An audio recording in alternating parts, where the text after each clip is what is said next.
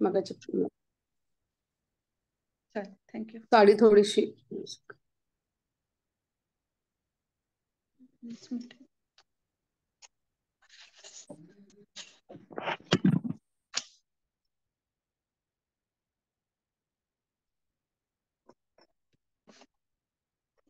सुरू करूया.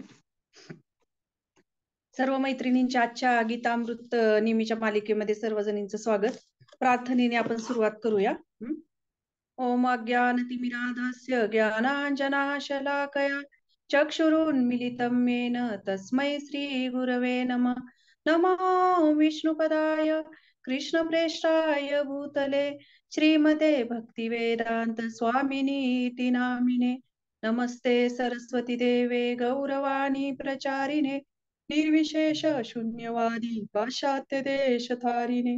जय श्री कृष्ण चैतन्य प्रभु नित्यानंद श्री अद्वैत गदाधर श्रीवासादि गौर भक्तवृंद. हरे कृष्णा कृष्णा कृष्णा हरे हरे, हरे राम राम राम हरे हरे. हरे कृष्णा. खरे तर आजचा क्लास पवित्र लीला माताजींचा होता, परंतु त्यांना काही कारणास्तव आज द्यायला जमला नाही, त्याच्यामुळे मी देत आहे. काल सांगितलं होतं की पवित्र लीला माताजी देतील, परंतु आज नेक्स्ट टाइमला आपण तुम्हाला नक्की त्यांच्याकडून ऐकायला मिळेल. तर आज आपण गीता 26 आणि 27 या 2 श्लोकांवर थोडक्यात चर्चा करणार आहोत. काल आपण बघितलं की 25व्या श्लोकावर आपल्या श्री तुलसी माताजी यांनी खूप छान असं विश्लेषण काल केलं होतं, ज्याच्यामध्ये आपण बघितलं की धूर रात्र कृष्ण पक्ष किंवा दक्षिणायनामध्ये जो योगी मरण पावतो तो चंद्र लोकाची प्राप्ती करतो, परंतु तो काय येतो, तो परत माघारी येतो. तर आता ह्या आजच्या 2 श्लोकांमध्ये आज बघूया की भगवंत काय सांगत आहे. 318 पान नंबर आहे, 8वा अध्याय भगवद्गीता असेल तर तुम्ही तुमच्याकडून बघू शकता. भगवद्गीतेमध्ये 26वा श्लोक. शुक्ल कृष्णे गती हेते जगता शाश्वते मते एकया अनावृत्तीम अन्यया आवर्तते पुन्हा. भाषांतर. वैदिक मतानुसार प्रकाशमय आणि अंधकारमय असे या जगतातून प्रयाण करण्याचे 2 मार्ग आहेत. जेव्हा मनुष्य प्रकाशमय मार्गातून प्रयाण करतो तेव्हा तो परत येत नाही, परंतु जेव्हा अंधकारमय मार्गातून प्रयाण करतो तेव्हा तो परत येतो. तर खरे तर आपण 2-3 दिवस झाले ह्याच्यावर चर्चा करतोय किंवा ऐकतोय की शुक्ल पक्ष कृष्ण पक्ष, कोणी माघारी येतं कोण माघारी येत नाही, कुठले योगी येतात, ह्याच्यावर 3-4 दिवस झाले आपण कंटिन्यू ह्याच्यामध्ये ऐकतो ना. असं वाटतं की हे प्रत्येक श्लोक आता आपण बघितलं की काल 2 दिवसापूर्वीच्या श्लोकामध्ये हे सांगितलं की ज्या ज्या वेगवेगळ्या काळी योगी या जगतातून प्रयाण करतात ते परत येतात अथवा नाही याची वर्णन भगवंत 23व्या श्लोकामध्ये म्हणतात की मी सांगत आहे. आणि तिथून पुढे आपण बघितलं की 24व्या श्लोकामध्ये पण भगवंत कसं सांगत आहेत की अग्निदेवतेच्या प्रभावामध्ये प्रकाशामध्ये दिवसाच्या शुभ क्षणी शुक्ल पक्षामध्ये अथवा सूर्य जेव्हा उत्तरायणात असतो त्या 6 महिन्यांमध्ये ह्या भौतिक जगातून मृत्यू झाल्या परब्रह्माची प्राप्ती करतात. आता कालच्या श्लोकामध्ये बघितलं की दक्षिणायन धूर रात्र कृष्ण पक्ष याच्यामध्ये जो मरण पावतो तो चंद्रलोकाची प्राप्ती करतो, पण तो काय होतो, तो परत माघारी येतो. आणि आजच्या श्लोकामध्ये भगवंत सांगत आहेत की प्रकाशमय मार्गातून प्रयाण करतो तेव्हा तो परत येत नाही, परंतु अंधकारमय मार्गातून प्रयाण करतो तेव्हा तो परत येतो. असे वाटतं ना आपल्याला की हे श्लोक काय परत परत माताजी लोक तेच तेच सांगतायत का आम्हाला.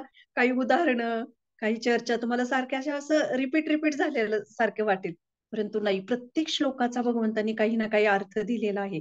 आणि ह्या भगवद्गीतेचा ना मूळ उद्देशच काय आहे माहिती का, की आपण त्याचं मनन केलं पाहिजे, मनन आणि चिंतन केलं पाहिजे. जेव्हा आपण चांगल्या पद्धतीने मनन करू चिंतन करू तेव्हा खऱ्या अर्थाने आपण भगवद्गीता समजून घेण्याचा प्रयत्न करतोय किंवा त्याचा संकल्प करतोय असं होतंय. म्हणून हे आपण जे काही ऐकतो की खरंच आपण सगळे खूप भाग्यवान आहोत की आपल्याला ही भगवद्गीतेवर वेगवेगळ्या गोष्टी ऐकायला मिळत आहेत. नाहीतर ही अशी भगवद्गीता उलगडली तर आपल्याला असं वाटेल अरे हे काय, कालच्या श्लोकामधला हाच श्लोक भगवंतांनी रिपीट केलाय, हाच श्लोक परत रिपीट केलाय. तर हे आपलं भाग्य आहे की आपल्याला श्री प्रभुपादांच्या कृपेमुळे वेगवेगळ्या वैष्णवांकडून कुठून ना कुठून हे ऐकायला मिळत आहे. आणि याचा जर आपण चांगल्या अर्थाने मनन चिंतन केलं नाही तर मग ही खूप मोठी संधी आध्यात्मिक आपण गमावतोय. म्हणून प्रत्येक भगवद्गीतेचा शब्द, प्रत्येक श्लोक, प्रत्येक वाक्य हे चिंतन आणि मनन करण्यासाठी आहे. जर आपण काल काय ऐकलं, थोडंसं चिंतन केलं, आजच्या दुसऱ्या दिवशीच्या दिवसभरामध्ये अरे काल काय ऐकलं, तर ती लिंक आपल्याला लागेल. नाहीतर मग हे लेक्चर सेपरेट वाटेल, ते लेक्चर सेपरेट, पण एकमेकांशी कनेक्टेड वाटणार नाही. तर थोडंसं तुम्ही हे ऐकता ऐकता जर तुम्ही तात्पर्य पण वाचत गेलात, थोडं समजून घेण्याचा प्रयत्न केला, तर सगळ्यात शेवटी शेवटपर्यंत आपण जाऊ, शेवटच्या अध्यायापर्यंत. तेव्हा नक्कीच आपल्याला एक समाधान वाटेल, की आपण थोडा तरी प्रयत्न केला ह्याच्यामध्ये. तर आताच बघूया, की हे जे भगवंत इथे काय सांगत आहेत, प्रकाशमय आणि अंधकारमय. तर हे आपण बघितलेलं आहे, की प्रकाशमय म्हणजे काय, अंधकारमय म्हणजे काय, की कालच्या कर्मकांड म्हणजे धूर, जो अंधकार असतो, त्याला कशाला काय म्हणतात त्याला? कर्मकांडी. म्हणजे सकाम कर्म, या इच्छेने प्रेरित होऊन केलेली कर्म.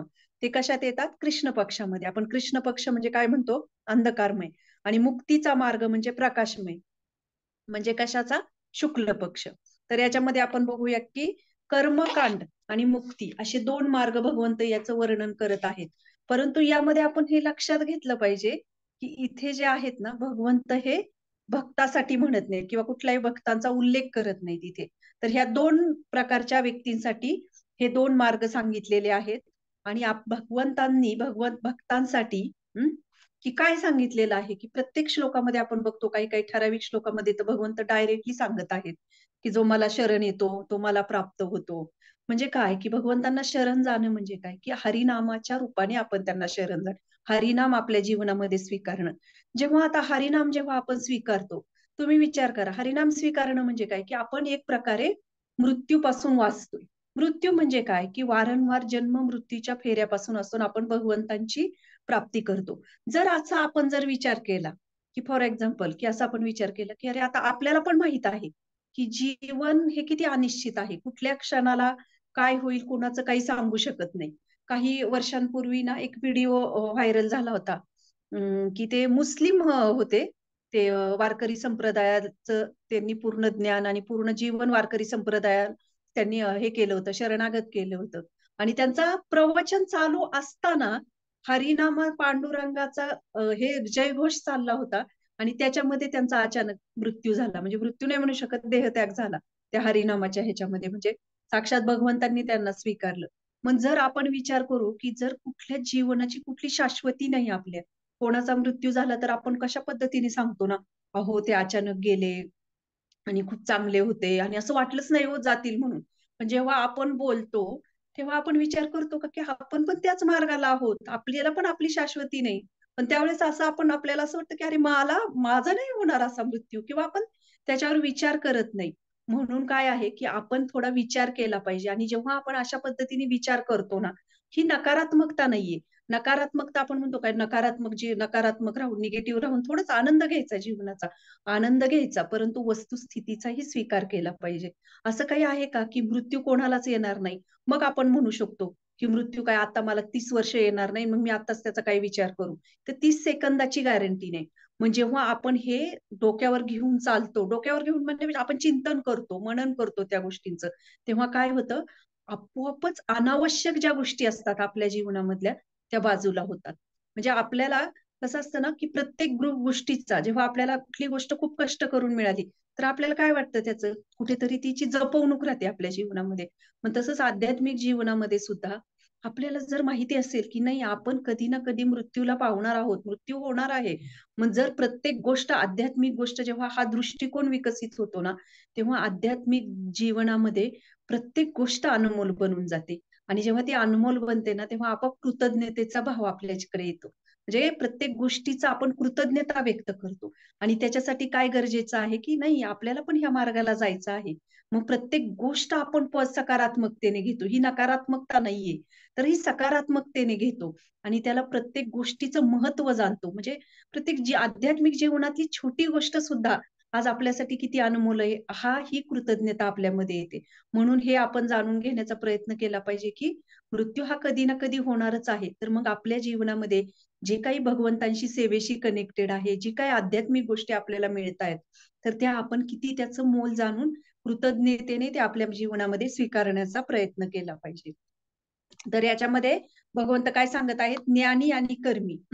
या दोन जी व्यक्ती आहे, दोन लोक जे आहेत, ज्ञानी आणि कर्मी, त्यांच्यासाठी हा श्लोक आहे. आणि ज्याच्यामध्ये श्रील प्रभुपाद आपल्याला तात्पर्यामध्ये सांगत आहेत की आचार्य बलदेव विद्याभूषण यांनी छांदोग्य उपनिषदातून प्रयाण मार्गाचे आणि परत येण्याचे हेच वर्णन उदधृत केले आहे. जे सकाम कर्मी आणि दार्शनिक तर्कवादी आहेत, ते अनादी कालापासून अविरतपणे ये जा करीत आहेत. वास्तविकपणे ते श्रीकृष्णांना शरण जात नसल्यामुळे त्यांना अंतिम मोक्ष प्राप्ती होत नाही. स्पष्टपणे प्रभुपादांनी लिहिलेलं आहे आपल्याला. छांदोग्य उपनिषदामध्ये इथे प्रभुपाद त्यांचं हे करतात, संदर्भ देत आहेत. आता याच्यामध्ये काय सांगितलेलं आहे ते छांदोग्य उपनिषद म्हणजे, की जसं प्रकाशाचा मार्ग म्हणजे काय, की ज्या मार्गाने हे जातात त्यांना पहिल्यांदा अर्ची, नंतर अग्नी, नंतर ज्योती, नंतर दिन, म्हणजे देवता.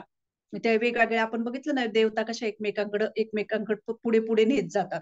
मग देवता, मग नंतर शुक्ल, आणि शुक्ल पक्ष म्हणजे शुक्ल पक्षामध्ये येतो. नंतर उत्तरायणामध्ये संवत्सर म्हणून हे चालू होतं. नंतर सूर्य, चंद्र, ब्रह्म, आणि मग नंतर हळूहळू वैकुंठ वगैरे अशाची प्राप्ती ते करतात, जे प्रकाशाच्या मार्गाने जातात. आणि जे अंधाराच्या मार्गाने जातात ते धूर, रात्र, रात्र, नंतर रात्र कशात येते म्हणजे कृष्ण पक्ष. मग दक्षिणायन, आणि दक्षिणायनामधून ते डायरेक्ट कुठे जातात, चंद्राकडे जातात. हे संवत्सर जे आहे ना मधलं, ते त्यांना प्राप्त होत नाही. आणि चंद्रलोकाची मागील श्लोकामध्ये आपण बघितलं की जे चंद्रलोकाची प्राप्ती करतात ते पण तिथून परत माघारी येतात. म्हणजे हे जे आहे मधला जो हे आहे, तर तो त्यांना संवत्सर हा तो त्यांना प्राप्त होत नाही, तो परत ते माघारी येतात.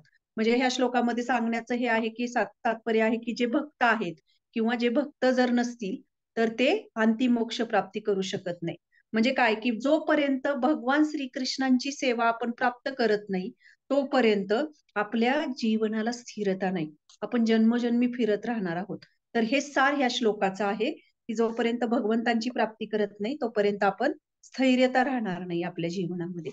तर हे ह्या श्लोकाचं सार आहे. तर आता आपण 27व्या श्लोकाकडे वळूया. नैते श्रुती पार्थ जानन योगी मुह्यति कश्चन तस्मात् सर्वेषु कालेषु योगयुक्त भवार्जुना. हे अर्जुना, भक्त जरी हे दोन्ही मार्ग जाणत असले तरी ते कधीच मोहित होत नाही, म्हणून तू सदैव भक्तीमध्ये युक्त हो. किती सुंदर सांगत आहेत ना भगवंत, ह्या श्लोकामध्ये स्पष्ट सांगत आहेत की भक्त जरी दोन्ही मार्ग जाणत असले तरी काय आहे, तू कधीच मोहित होत नाही, म्हणून तू सदैव भक्तीमध्ये युक्त हो. म्हणजे अर्जुनाला काय सांगत आहेत डायरेक्टली भगवंत, तू विचलित होऊ नकोस या मार्गाने. भक्ताला कधी चिंता नसते की त्याचा मृत्यू कधी येईल. परवा मला वाटतं 2 दिवसापूर्वी जो माझा क्लास झाला त्याच्यामध्ये पण मी सांगितलं होतं की भक्त कशा पद्धतीने विचार करतो, की एका भक्ताने असा विचार केला पाहिजे की मी भगवंतांची सेवा कशा पद्धतीने प्राप्त करीन, ना की मी माझा मृत्यू कसा होईल, मग मला हरिनाम आठवेल का, मग भक्त असतील का माझ्यापाशी. तर ते भगवंत काळजी घेतात, ती आपल्याला त्याची काळजी करण्याचं कारण नाही. तर मग इथे सुद्धा प्रभुपाद आपल्याला सांगत आहेत की भक्त हा कधी कुठे ठिकाणी आपला मृत्यू होईल याची चिंता करत नाही. जसं की जर आज कोणी 4 माळा करतय, 2 माळा करतय, म्हणजे ह्याचा अर्थ काय आहे की तो भगवंतांच्या संरक्षणाखाली आलेला आहे. जर कोणी हे हरिनाम घेत असेल माळेवर, हरे कृष्णा कृष्णा कृष्णा हरे हरे, हरे राम राम राम हरे हरे, जर या महामंत्राचा जप जर कोणी माळेवर करत असेल तर काय आहे की तो भगवंतांच्या संरक्षणाखाली आलेला आहे. आणि ही जर कृपा कोणाला प्राप्त होत असेल, शेवटी कसं आहे की भगवंत देत आहेत, भक्तांच्या कृपेने भगवंत देत असतात, परंतु आपली जबाबदारी आहे की ते आपण स्वीकारणे. आपल्या जीवनामध्ये आपण ते किती स्वीकारतोय. जसं एखाद्या माळ्याची सेवा काय आहे की त्याला झाडांना पाणी देणे, त्या झाडांना खत पाणी टाकणे, त्याच्यावर लक्ष देणे. मग त्या माळ्याने ते करायचं की नाही करायचं हे त्याच्यावर सर्वस्वी अवलंबून आहे. म्हणून काय आहे की हे जरी आपल्याला मिळालं तरी ते आपण स्वीकारतोय की नाही किंवा घेतोय की नाही ही आपली जबाबदारी राहील, ती भगवंतांची जबाबदारी नाही. म्हणून कधी कधी असं होतं, प्रचारामध्ये पण नेहमी अनुभव येतात बघा, की खूप काही लोक येतात सुरुवातीला आणि नंतर ते आपल्या कॉन्टॅक्ट मध्ये पण राहत नाही, की असं नाही की आपल्याला आपल्या बरोबरच ते राहतील. ते कधी काळी ते दुरावतात पण, परंतु ते हरिनाम घेत राहतात. कुठे ना कुठे, कुठल्या ना कुठल्या की नाही आम्ही जप मात्र करतो ह्या महामंत्राचा, आम्ही हरिनाम घेतो. म्हणजे ते आपल्या बरोबर राहू अगर न राहू त्याचा प्रश्न नाही, परंतु ती व्यक्ती त्या जीवनामध्ये, त्यांच्या जीवनामध्ये ते किती जबाबदारीने स्वीकारतायत. तर जसं त्या सर्वस्वी माळ्यावर अवलंबून आहेत, तसं ते आपल्यावर अवलंबून आहे, की आपण ते प्रामाणिकपणे किती स्वीकारतोय. जेव्हा हे प्रामाणिकपणे आपण स्वीकारतो, साहजिकच आहे, की ती जी चिंता असते आपल्याला, मृत्यूविषयी असेल, बाकीच्या सगळ्या गोष्टी, की जसं ह्या श्लोकामध्ये सांगितलं, आपोआप अनावश्यक गोष्टी आपल्या जीवनामध्ये निघून जातात आणि आपण भगवंतांना शरणागत होतो. म्हणून भगवंत काय म्हणत आहेत, की चिंता करू नको. जेव्हा मला एखादी व्यक्ती शरण येते, तेव्हा त्याला चिंता करण्याची कारण नाही.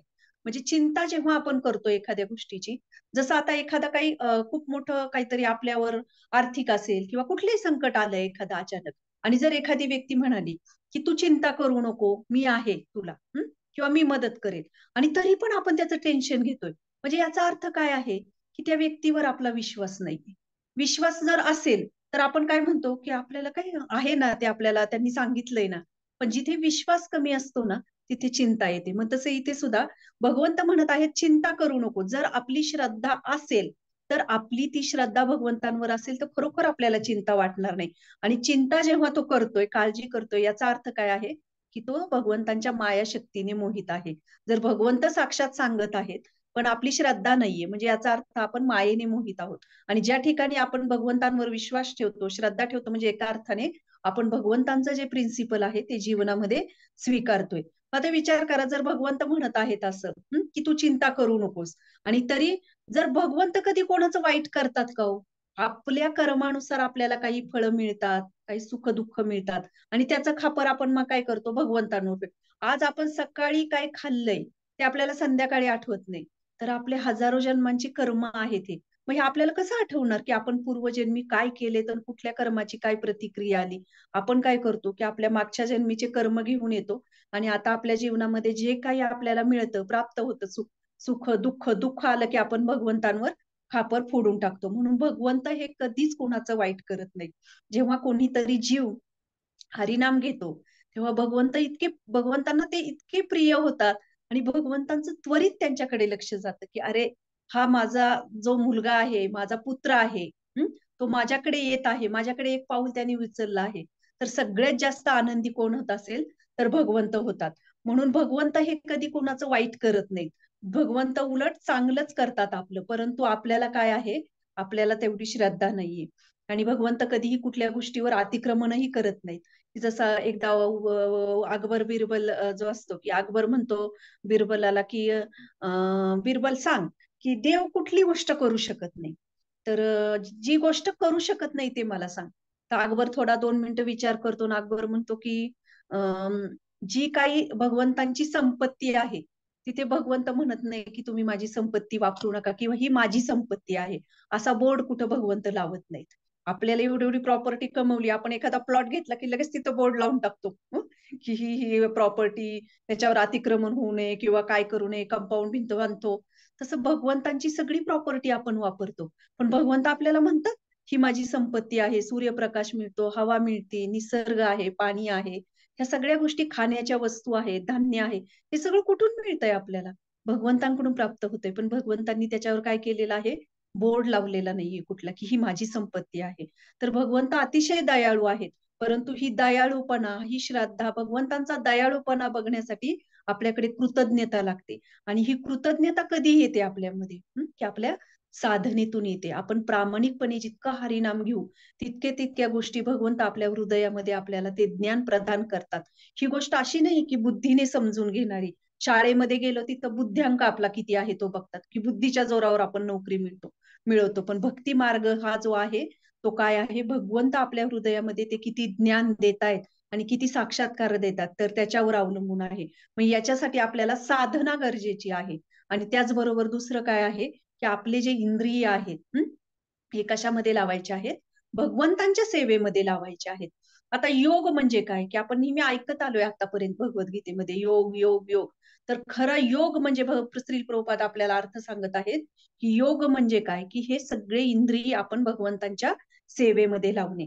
जोपर्यंत आपण भगवंतांच्या सेवेमध्ये लावत नाही, तोपर्यंत आपण काय करतो? मायेत आहोत. म्हणजे काय? की जर आपण हे जर आता विचार करा, की जर आपण हे इंद्रिय जर सेवेत लावली नाही, तर असं काही आहे का हो? की आपण एका जागेवर बसू आणि शांतपणे बसू. आपण काही ना काही सेवा करणारच आहोत. आज भगवंतांची सेवा केली नाही, तर आपण मायेची सेवा करणार आहोत. कोणाची ना करे, शेवटी ह्या आत्म्याचा स्वभाव आहे की सेवा करणे, आणि तो कोणाची ना कोणाची सेवा करतच असतो. पण जर आपण भगवंतांची सेवा या इंद्रियांद्वारे केली नाही, तर आपण काय करणार? आपण मायेची सेवा करू. ज्या गोष्टी, आता आपण तिथे क्लास ऐकायला बसलोय, जर आपण नसेल क्लास, आपण जर हा क्लास ऐकला नाही, तर आपण काय करणार आहोत? असं काही आहे का की आपण असं एका जागेवर बसू आणि डोळे बंद करू आणि भगवंतांचं स्मरण करू? नाही, आपण ह्या कानाचा वापर दुसरीकडे कुठेतरी करू. एखादा पिक्चर लावू, एखादं गाणं लावू, काहीतरी करू आपण. म्हणजे आपले इंद्रिय काय आहेत? आपले इंद्रिय स्थिर बसणारे नाहीत. म्हणून आपण जो वेळ मिळतो प्रामाणिकपणे त्या वेळेचा उपयोग भगवंतांच्या सेवेमध्ये लावला पाहिजे. तो खरा योग आहे. परमपूज्य राधानाथ महाराज नेहमी म्हणतात की जो रिकामा वेळ असतो किंवा ज्याला जितका जास्त रिकामा वेळ आहे, त्याच्यासाठी तितकंच त्याच्यासाठी अतिशय घातक आहे. म्हणून जो वेळ जरी आपल्याला खूप असला, म्हणजे ही खूप मोठी कौतुकास्पद गोष्ट नाहीये. आपण काही ना काही चुकीच्या गोष्टी त्यातून करणार, नको त्या गोष्टी करणार. म्हणून आपण म्हणतो ना, एखाद्याचं रिकामं डोकं म्हणजे सैतानाचं घर, असं आपण सहज म्हण आहे एक मराठीतून, ती त्याच्यासाठीच आहे. जर आपण चांगल्या भगवंतांच्या सेवेमध्ये एंगेज नाही झालो, तर आपण कुठे ना कुठे एंगेज होणार आहोत. मग खरा युक्त वैराग्य, युक्त वैराग्य म्हणजे काय? की प्रभुपाद याचा खूप सुंदर अर्थ देत आहेत आणि भगवंत पण आपल्याला सांगत आहेत, की जसं अर्जुन आहे, अर्जुनाने असं काही ऐकलं का हो आपण, की अर्जुनाने काय फक्त भगवद्गीताच ऐकली? अर्जुनाने किती वेळाची भगवद्गीता ऐकली? मला वाटतं फक्त 45 मिनिटं भगवंतांनी भगवद्गीता त्यांना सांगितलेली आहे. मग 45 मिनिटामध्ये अर्जुनाने भगवद्गीता ऐकली, मग काय अर्जुन नंतर भगवद्गीताच ऐकत राहिले का? नाही, अर्जुनाने युद्ध केलं.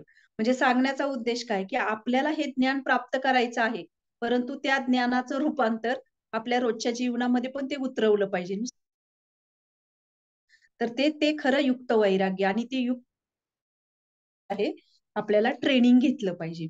ट्रेनिंग म्हणजे काय, की ही आपल्याला श्रील प्रभुपादांची किती मोठी कृपा आहे, की प्रभुपादांनी आपल्याला काय दिले? कृष्ण भावनामय जीवन, असं प्रभुपाद म्हणतायत. हं? जीवन कृष्ण भावनामय, म्हणजे आपण क्षणोक्षणाला भगवंतांचं स्मरण करू शकतो, भगवंतांची सेवा करू शकतो, आपली इंद्रिय आपण भगवंतांच्या सेवेमध्ये लावू शकतो. तर याला म्हणतात हे युक्त वैराग्य, की असे नाही की आपण अरे आता कुठे मरणार, मी इथे मरल का, मी तिथे मरेल का, माझ्या जीवनामध्ये हे होईल का, माझ्या जीवनामध्ये ते होईल, ना की हे. तर बुद्धीने आपण समजून घेतलं पाहिजे, परंतु ते समजून घेतल्यानंतर कुठे कुठे माझ्या जीवनामध्ये मी हे उतरवू शकतो, आणि त्या पद्धतीने आपण जेव्हा जीवन जगण्याचा प्रयत्न करतो, तेव्हा त्याला म्हणतात युक्त वैराग्य. हं? की आता जसं युक्त वैराग्य, मी आता एक उदाहरण देते. आपले राधा गोपीनाथ मंदिर जे आहे, सगळ्यांना आपले ज्या माताजी असतील कनेक्टेड राधा गोपीनाथ मंदिराशी, तर त्यांना माहित असेल कृष्णचंद्र प्रभूजींचं आपण नाव नेहमी ऐकतो. तर किती म्हणजे किती संपत्ती त्यांच्याकडे, किती म्हणजे ते एक उद्योगपती आहेत. परंतु काही भक्तांना आठवत असेल, काही माताजींना, की पुणे यात्रा त्यांची भरली जायची, आपली महाराजांची. आणि त्या पुणे यात्रेला पुण्यामध्ये त्यांचा खूप मोठा बंगला आहे, आणि तो कृष्णचंद्र प्रभू पूर्ण ओपन करून द्यायचे तो बंगला. असं नाही की कुठं आता जेव्हा म्हणजे तो सार्वजनिक व्हायचा थोडक्यात. असं नाही की हा एक एक रूम दिली, इकडलं हे दिलं.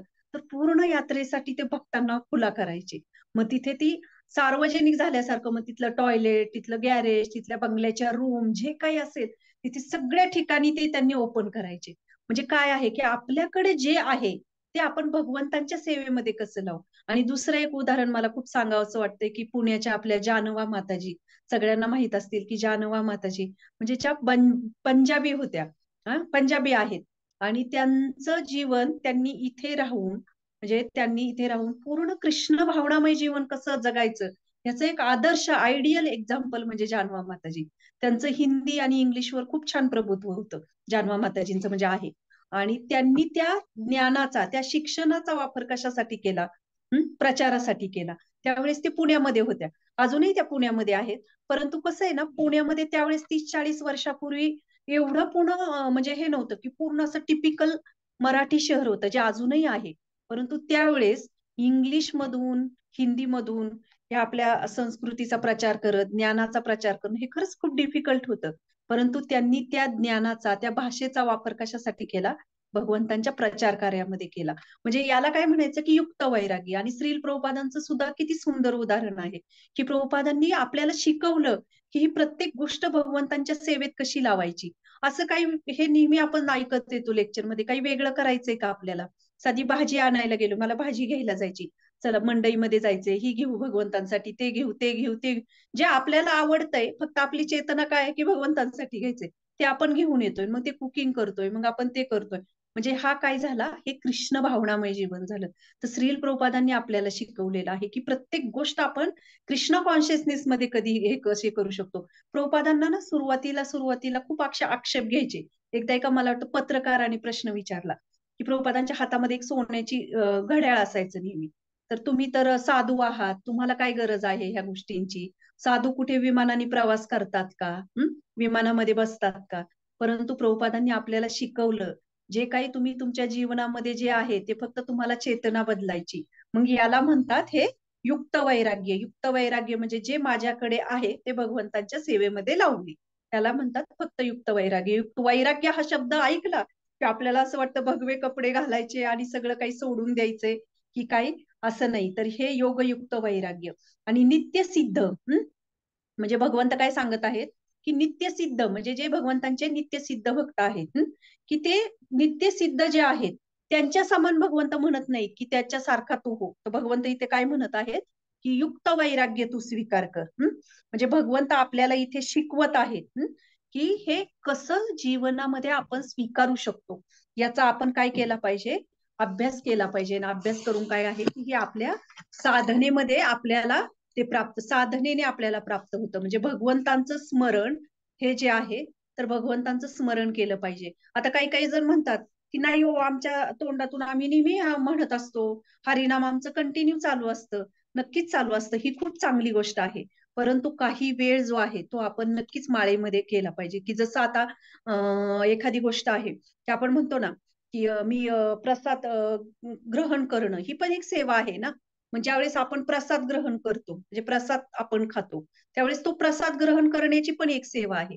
मग आपण म्हणतो का की नाही आता पुस्तक वाचायला नको, कशाला पुस्तक वाचन करायचं, प्रसाद ग्रहण करायचं, किंवा आपण प्रसाद ग्रहण नाही आपण म्हणतो ही पण सेवाच आहे, मग कशाला आपण प्रसाद घ्यायचा, आपण असं म्हणतो का? नाही. प्रत्येक गोष्ट ज्याच्या त्याच्या जागेवर योग्य आहे. जर तुमच्या मुखातून हरिनाम येत असेल तर ही खूप चांगली गोष्ट आहे.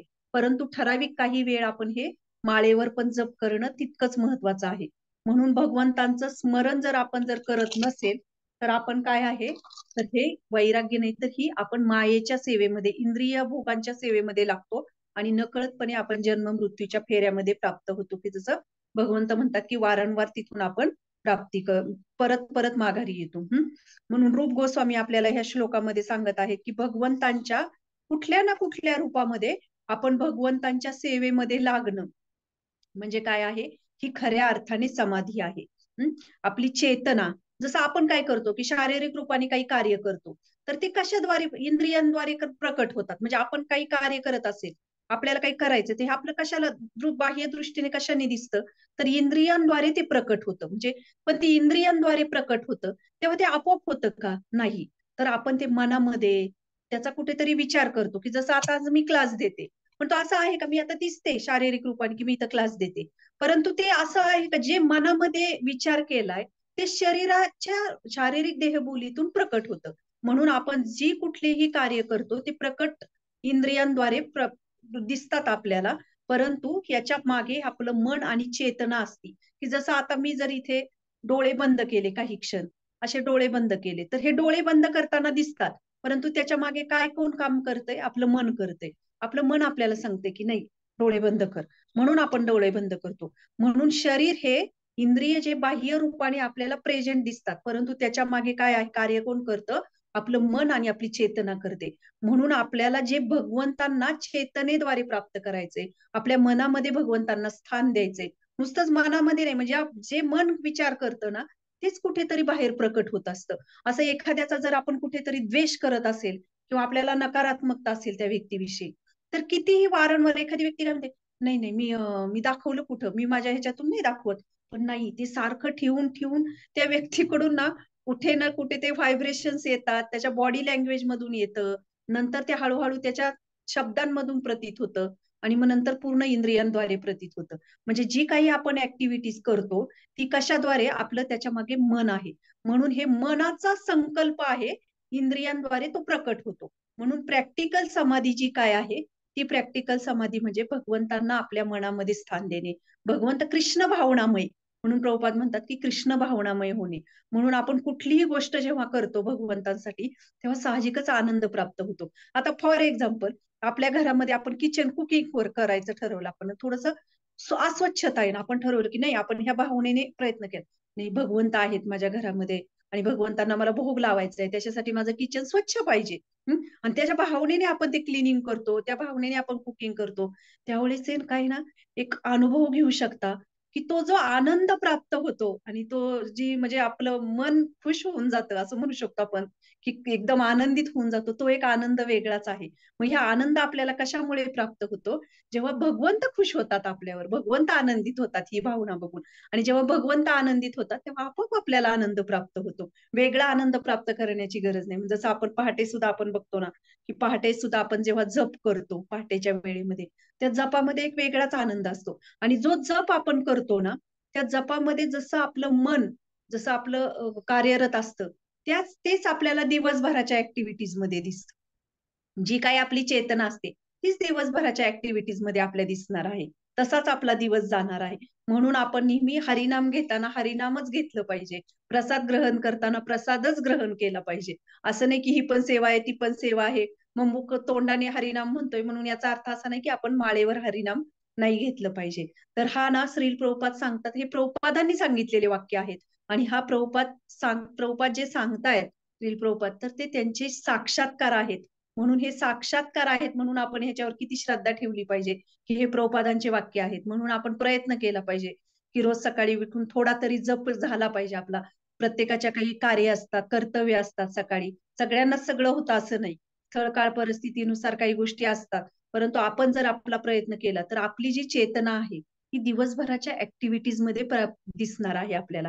जसं मी मगाशी म्हटल्याप्रमाणे, की आपली कुठलीही बाह्य इंद्रिय कार्य करतात तेव्हा त्याच्या मागे मन असतं.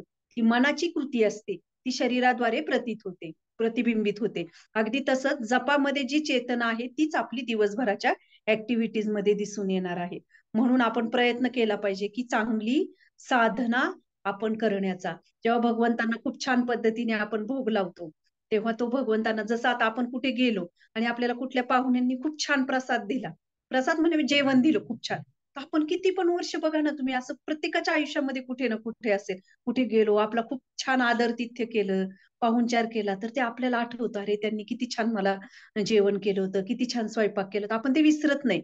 मग तुम्ही विचार करा की आपण जर या चेतनेने भगवंतांसाठी केलं, तर भगवंत ते विसरणार आहेत? नक्कीच भगवंत कधीच विसरत नाहीत. भगवंत तात्काळ आपल्याला त्याचा प्रतिसाद देत असतात.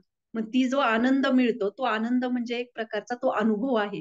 आणि ते श्रील प्रभुपाद सांगतात की हे प्रभुपादांचे हे साक्षात्कार आहेत, हे जे शब्द आहेत ते. म्हणून आपल्या जवळ जे काही आहे, ते काय आहे की आपल्याला जेवढं पॉसिबल आहे, जेवढं शक्य आहे, आपण भगवंतांच्या सेवेत लावण्याचा प्रयत्न केला पाहिजे. प्रत्येकामध्ये काही स्किल असेल, वेळ असेल, असं नाहीये की आता हे कृष्णचंद्र प्रभूजींचं मी उदाहरण दिलं किंवा जानवा माताजींचं दिलं. असं नाही, की आपल्याकडे जे काही आहे ते प्रामाणिकपणे कृष्ण भावनामय करणे, याला म्हणतात युक्त वैराग्य. म्हणून अशा गोष्टींमध्ये जेव्हा आपण अशा सेवेमध्ये आसक्त होतो, हं, आणि अशा सेवेमध्ये आसक्त होऊन जेव्हा आपण काही गोष्टी करतो, आपल्या जीवनातली कर्तव्य करतो, तेव्हा आपण ह्या अशा जन्म मृत्यूच्या बंधनामध्ये अडकत नाही. तर हे श्रील प्रभुपाद आपल्याला या श्लोकामध्ये सांगत आहेत. तर आपण तात्पर्य वाचूया, थोडंच आहे थोडक्यात. तात्पर्य: भौतिक जगातून प्रयाण करताना जीव ज्या दोन मार्गाचा अवलंब करू शकतो, त्या मार्गाने अर्जुनाने विचलित न होण्याचा उपदेश या ठिकाणी श्रीकृष्ण अर्जुनाला देत आहेत. म्हणजे काय भगवंत काय म्हणत आहेत ह्याच्यातून, काय सांगत आहेत, की जे माझे भक्त आहेत ते कधीही ह्या दोन मार्गाने विचलित होत नाही, तसं तूही याने विचलित होऊ नको. आपले प्रयाण योगायोगाने किंवा पूर्व योजनेनुसार होईल याची चिंता भगवत भक्ताने कधीच करू नये. म्हणजे भक्त ह्या गोष्टींना कधीही स्थान देत नाही त्याच्या जीवनामध्ये. तर भक्ताने कृष्ण भावनेमध्ये दृढ स्थिर होऊन खरे कृष्ण जप केला पाहिजे. त्याने जाणले पाहिजे की या दोन मार्गांपैकी कोणत्याही मार्गांचे चिंतन करणे हे त्रासदायक गोष्ट आहे. कितीही प्रयत्न केला त्याच्यामध्ये, योगी असतील, ज्ञानी असतील, परंतु हे काय आहे, त्रासदायक. म्हणजे एवढी एवढी तपश्चर्या करून वर जायचं आणि वरून परत फॉल डाऊन व्हायचं, म्हणजे हे किती हे आहे, क्लेशकारी आहे सगळं. कृष्ण भावनेमध्ये तल्लीन होण्याचा सर्वोत्तम मार्ग म्हणजे भगवंतांच्या सेवेमध्ये सदैव युक्त होणे. असं नाही की युक्त राहणे, म्हणजे सदैव युक्त राहणे होय. यामुळे भगवत धामात जाण्याचा मनुष्याचा मार्ग हा सुलभ, निश्चित आणि सुखरूप होईल. किती साधी सोपी गोष्ट आपल्याला श्रील प्रभुपाद सांगत आहेत, की किती साधा आहे. जर आपण स्वीकारायचं म्हटलं तर ह्याच्यासारखं म्हणजे इतका साधा सोपा मार्ग खरेच कुठे नाही. या श्लोकामध्ये योगयुक्त हा शब्द विशेष करून महत्वपूर्ण आहे. जो योगामध्ये दृढ आहे आणि तो आपल्या कार्यांद्वारे निरंतर कृष्ण भावनेमध्ये युक्त असतो. कार्यांद्वारे म्हणजे काय, की आता आपण जी चर्चा केली की वेगवेगळ्या आपली इंद्रिय कुठे ना कुठे आपली चेतना मन भगवंतांच्या सेवेमध्ये लावणे. श्रील रूप गोस्वामी सांगतात की अनासक्तस्य विषयान यथार्हमुपयुक्ततः मनुष्याने भौतिक क्रियांपासून अनासक्त झाले पाहिजे आणि सर्व काही कृष्ण भावनेमध्ये केले पाहिजे. या युक्त वैराग्य नामक पद्धतीद्वारे मनुष्याला सिद्धी प्राप्त होते. यास्तव भक्त अशा वर्णनांमुळे विचलित होत नाही, कारण त्याला माहित असते की त्याचा भगवत धामातील प्रवेश हा भक्तीद्वारे निश्चित आहे. तर आता एखाद्याला वाटेल ना, भौतिक क्रियांपासून अनासक्त, भौतिक क्रिया काय आपल्याला सोडायच्यात का, सगळं सोडून देणं, असा त्याचा अर्थ होत नाही. की जे आपण चर्चा केली, तर भौतिक क्रियांपासून अनासक्त म्हणजे काय, कृती सगळ्या करायच्यात, कर्तव्य सगळे करायचे, फक्त त्याच्या मागची आपल्याला चेतना बदलली की साहजिकच आपण भौतिक क्रियांपासून अनासक्त होतो आणि त्याचा परिणाम सुख दुःख किंवा जे काही संघर्ष आहे त्याचा आपल्याला आपल्या जीवनावर त्याचा परिणाम होत नाही. आणि जेव्हा आपल्याला याचा स्पर्श करत नाही, साहजिकच आपण कृष्ण भावनेमध्ये आनंदी राहतो, कारण त्याला माहित असतं की आता माझा भगवत धामातील प्रवेश हा निश्चित आहे. तर अशा पद्धतीने या दोन श्लोकाचा तात्पर्य किंवा जे काही चर्चा आपण थोडक्यात करण्याचा प्रयत्न केला, तर याच्यावर कोणाला काही प्रश्न असतील तर विचारू शकता किंवा मग आपण थांबूयात. खूप छान संधीनी शक्ती माताजी, अर्थात संजीवनी गिरमकर माताजी. आज आपण 8व्या अध्यायातील 26व्या आणि 27व्या श्लोकावरती खूप छान आम्हा सर्व वैष्णवींना मार्गदर्शन केलंय. नेहमीप्रमाणेच आपण आपल्या ओघवत्या शैलीमध्ये आजही अत्यंत अवघड टॉपिक सुलभ करून सांगितला. त्याबद्दल आपले इस्कॉन बारामती वैष्णवी समितीच्या वतीने मनपूर्वक आभार. आणि आपणही सर्वजणी वेळात वेळ काढून आज 2 वाजता आज या सेशनला शनिवार असून देखील उपस्थित राहिलात. थोडस आपल्या शेड्यूल मध्ये चेंज होता, त्यामुळे आज जरा उपस्थिती कमी आहे, पण तरी देखील आज आपण सर्व उपस्थित राहिलात त्याबद्दल आपलेही मनस्वी आभार या ठिकाणी व्यक्त करते.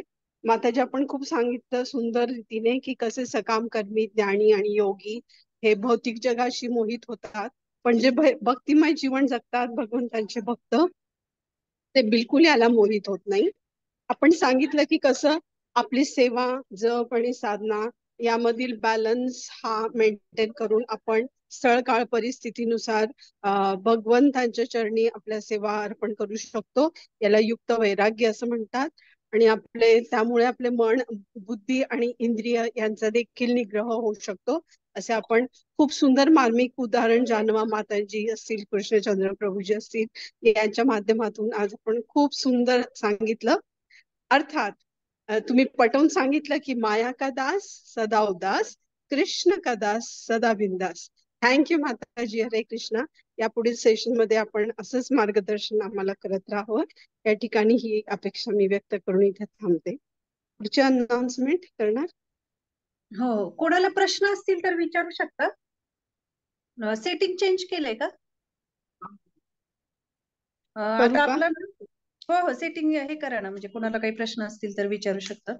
आता आपला डायरेक्टली मंगळवारी क्लास असेल, सोमवारी नसणार आहे, रविवारी नसणार आहे, कारण आपण हे शुक्रवार शनिवार घेतलेले आहेत. आणि मंगळवारी या अध्यायाचा अतिशय सुंदर असा श्लोक आहे की जो मनुष्य भक्ती मार्गाचा स्वीकार करतो तो वेदाध्ययन, तपस्या, दान देणे किंवा दार्शनिक तथा सकाम कर्म इत्यादी करण्यापासून जे फल प्राप्त होते त्या फलापासून वंचित होत नाही. केवळ भक्ती मार्ग सेवा केल्याने त्याला हे सर्व प्राप्त होते आणि अखेरीस त्याला परम शाश्वत अशा धामाची प्राप्ती होते. तर अतिशय सुंदर श्लोक आहे आणि हा शेवटचा अध्याय आहे आपला, म्हणजे शेवटच्या अध्यायातला शेवटचा श्लोक आहे. आणि मंगळवारी आहे याची नोंद घ्या. तर थोडस मंगळवारी तुम्ही सगळ्याजणी नक्की जॉईन करा. थँक्यू. हरे कृष्णा. असेल प्रश्न तर सेटिंग चेंज केले का माताजी? केले माताजी. तर तुम्ही विचारू शकता, नाहीतर मग आपण थांबूयात.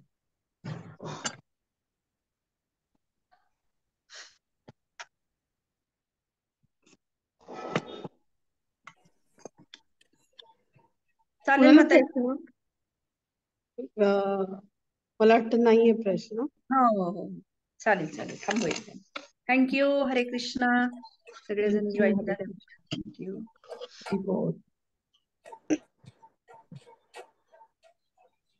अरे ते को होस्ट काळोखी माताजी पोस्ट आहेत.